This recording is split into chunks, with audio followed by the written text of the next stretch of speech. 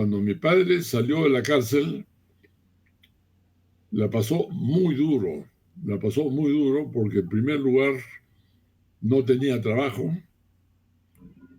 Después de haber sido secretario de Leguía y diputado por Tacna, no tenía trabajo y además los ahorros que tenía en el Banco Perú-Londres, que era el banco más importante de Lima, en ese momento había habido la Gran Depresión en Estados Unidos, la caída de la bolsa de los Estados Unidos, y ello trajo la pérdida también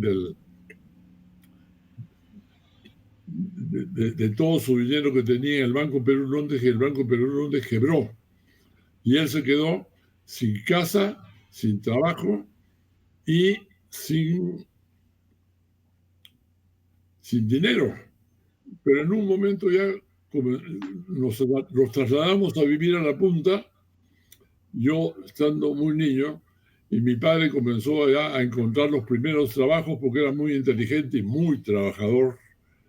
Y él entonces comenzó a tener ambiciones para mí. Y entonces me mandó al mejor colegio que había en Lima. Era un colegio de madres norteamericanas que enseñaban en inglés. Entonces mi padre, pues con gran ambición, el año, debe haber sido esto, el año 36, me matriculó en el primer año de este colegio de monjas, que era mixto, era de hombres y mujeres juntos en las clases.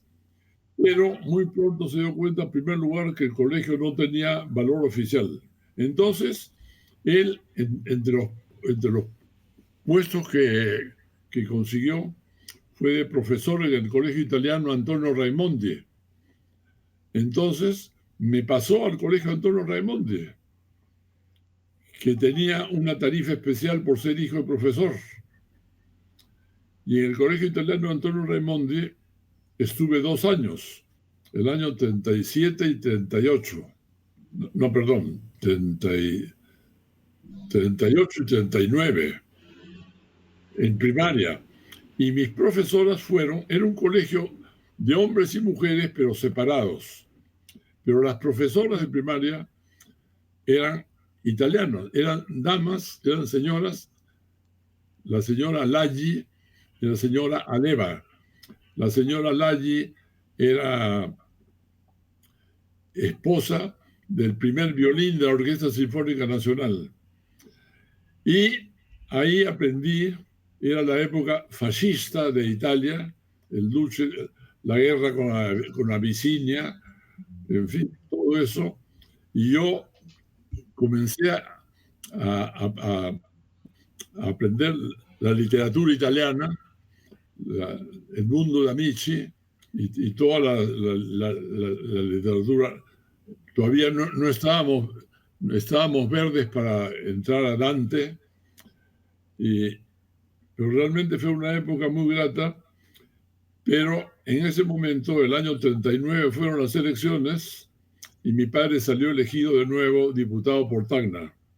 Entonces ya mi padre, ya con un sueldo ya mejor y ya además siendo abogado, además ya ejerciendo la profesión de abogacía, entonces me matriculó en lo que había sido su colegio, que era el Colegio de los Padres Jesuitas, que era donde me habían bautizado, porque la casa de mis abuelos quedaba a media cuadra de los jesuitas. Tanto de mis abuelos paternos como maternos, vivían a media cuadra del colegio de los jesuitas, y mis tíos de las dos ramas habían estudiado en los jesuitas.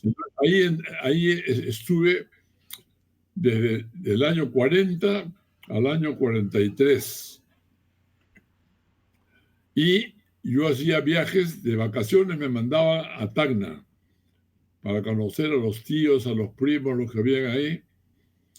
Y mientras tanto, yo, cuando estaba en Tacna, me entusiasmé, y por mi cuenta, después de haber estado 4 años en Inmaculada, cantando todos los sábados y los días lunes el himno de la Falange Española, porque era la época de la Guerra Civil. Entonces, yo venía del colegio Raimondi, de cantar la Giovinezza, y pasé a la Inmaculada a cantar el himno de la Falange Española. ¿No? Y ahí me di cuenta que había una ilusión, como la música es una ilusión, porque es un himno tan bonito y tan bien escrito. Creo que José María Pemán escribió la letra de ese himno falangista, pero tan bonito que realmente cuando yo quería levantarme el ánimo, sin tener el menor ánimo fascista, y era cara al sol con la camisa nueva que tú bordaste rojo ayer. Me llevará la muerte si me lleva y no te vuelvo a ver. Estaré junto a los compañeros que hacen guardia junto a los luceros. Entonces, era una música tan bonita, una letra tan bonita, que yo me veía cantando para levantarme la moral.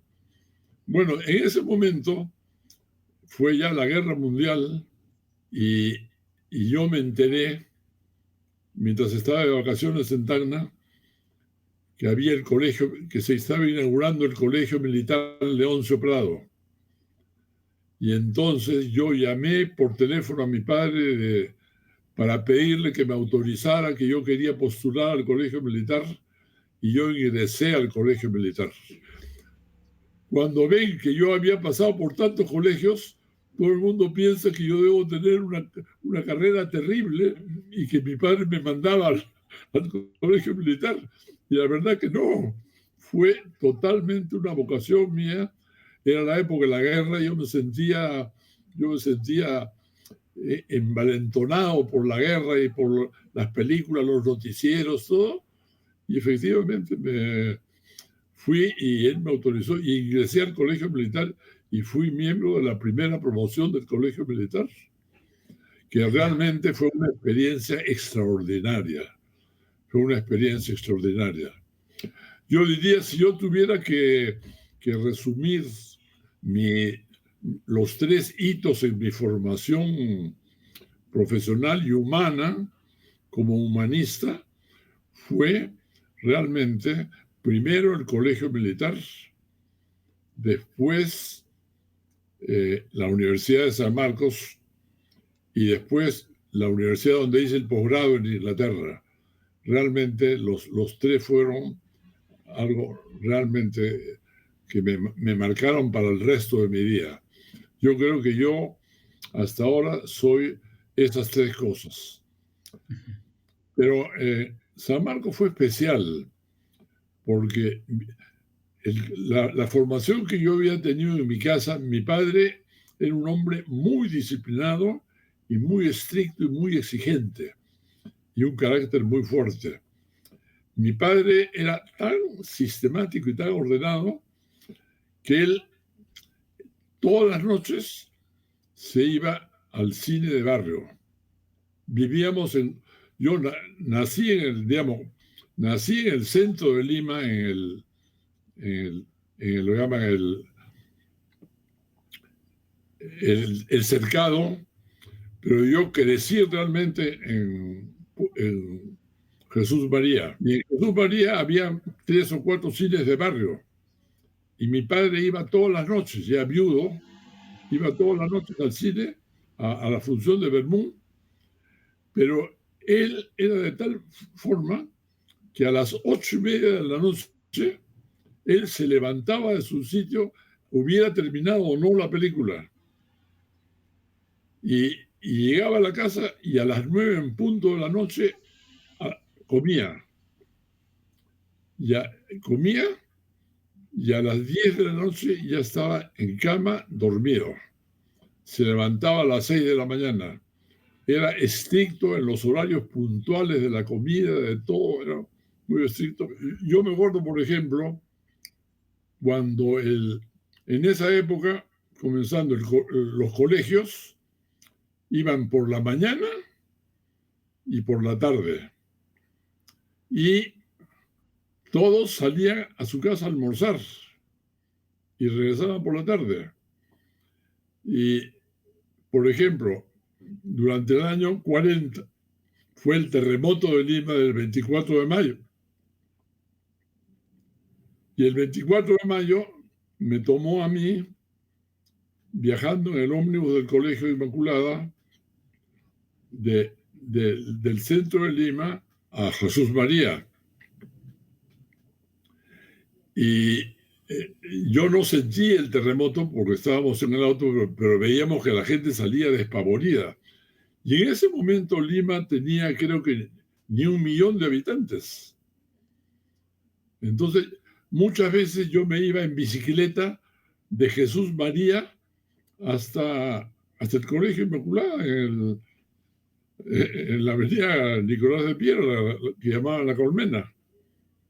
Me iba en bicicleta y regresaba en bicicleta sin ningún problema. Yo tenía pues 11 años o 12 años, sin ningún problema. Ahora pues Lima ya anda pues arriba de los 10 millones. Y ya crecido, pues yo en realidad vi crecer, estando yo en la Facultad de Derecho, fue que comenzaron a aparecer los pueblos, los que llamaban entonces pueblos jóvenes. Y con un compañero, que después fue político también, Manuel Velarde Aspíaga, que era compañero en Derecho, caminamos al borde de la línea del tren, del puente del Ejército, al borde de los pueblos jóvenes que salían en esa época. Caminamos desde el Coliseo del puente del Ejército hasta los barracones del Callao. Y hicimos la caminata y fue un fenómeno muy interesante porque fue la copia exacta de cómo nacieron las ciudades medievales en Europa. Nunca hubiera yo imaginado que había una conexión. Comenzaron a surgir pegados a la línea del tren porque estaban paralelos a las fábricas de la Avenida Argentina. Ellos hacían sus viviendas precarias al otro lado de la línea del tren para ir a buscar trabajo en las fábricas de la Avenida Argentina. Y una vez en las fábricas ya construían sus casas de cartón, de trapo, todo, que era otra cosa. Cuando después, ya en uno de mis proyectos favoritos, ya después de estar en la Corte Suprema y después de regresar de mis trabajos en el Banco Mundial alrededor del mundo, regresé por ahí, ya toda esa zona, Lima Norte, Lima Sur, eran otro universo. Por ejemplo, cuando estaba en el colegio militar, las maniobras que hacíamos una vez al año eran sobre lo que hoy día es Lomo Corvina, lo que hoy día es Lima Sur. Y las maniobras se iban hasta lo que ahora son el balneario de Santa María, y que eran pues arenales abandonados. Era pues otra Lima, otro concepto de Lima, otra forma de vivir.